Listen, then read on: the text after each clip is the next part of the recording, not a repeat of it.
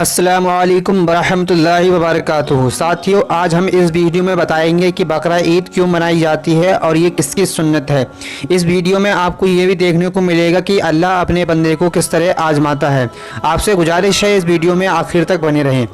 ساتھیوں، آپ حضرت ابراہیم علیہ السلام کو تو اچھے سے جانتے ہی ہوں گے۔ ساتھیوں، ان کی بیوی کا نام حضرت حاجرہ تھا۔ 90 سال کی عمر تک ابراہیم علیہ السلام کے یہاں کوئی اولاد نہ تھی۔ تقریباً 90 سال کی عمر میں ابراہیم علیہ السلام نے اللہ کی بارگاہ میں اولاد کے لیے دعا کی کہ اے خدا مجھے نیک بیٹا دے۔ اس طرح ابراہیم علیہ السلام کے یہاں حضرت اسماعیل علیہ السلام کی پیدائش ہوئی۔ جب حضرت اسماعیل علیہ السلام کی عمر 5 یا 6 برس کی تھی، تب ان کے والد یعنی حضرت ابراہیم علیہ السلام کو خواب آیا۔ خواب میں خدا نے کہا کہ اے ابراہیم میری راہ میں قربانی دو۔ چنانچہ ابراہیم علیہ السلام نے صبح اٹھ کر 100 اونٹوں کی قربانی دے دی۔ پھر دوسری رات کو خواب آیا اور خدا نے پھر کہا اے ابراہیم میری راہ میں قربانی دو۔ دوسری صبح پھر حضرت ابراہیم علیہ السلام نے 200 اونٹوں کی قربانی کی۔ جب تیسری رات کو ابراہیم علیہ السلام سوئے تو پھر سے وہی خواب آیا۔ خدا نے کہا اے ابراہیم میری راہ میں اپنی سب سے پیاری چیز قربان کرو۔ نیند سے بیدار ہوتے ہی ابراہیم علیہ السلام سمجھ گئے کہ اللہ ان کی سب سے پیاری چیز یعنی ان کے بیٹے اسماعیل علیہ السلام کی قربانی چاہتا ہے۔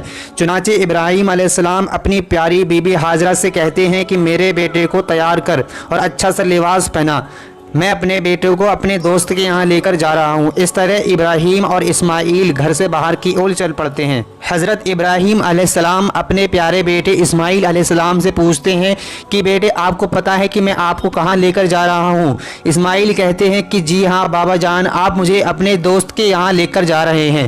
ابراہیم علیہ السلام کہتے ہیں میرے بیٹے میں تمہیں اللہ کی راہ میں قربان کرنے کے لیے لے جا رہا ہوں۔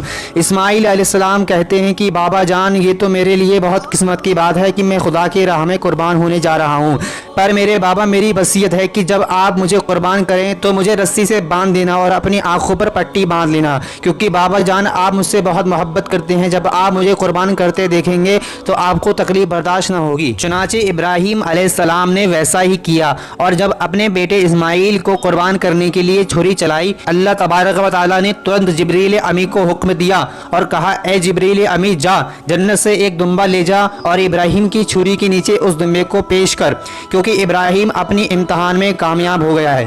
سبحان اللہ۔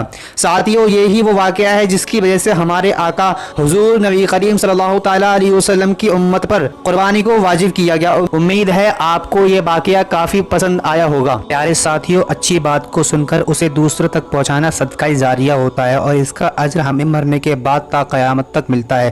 تو اس ویڈیو کو آگے شیئر کرنا نہ بھولیں۔ اگر آپ کسی بھی چیز کا عمل کرنا چاہتے ہیں تو کمنٹ کر دیں، ہم جلدی آپ کے لیے بھی ویڈیو بنا دیں گے جس سے آپ کو فائدہ پہنچے گا۔ تو ساتھیوں، ملتے ہیں اگلی ویڈیو میں، تب تک کے لیے خدا حافظ۔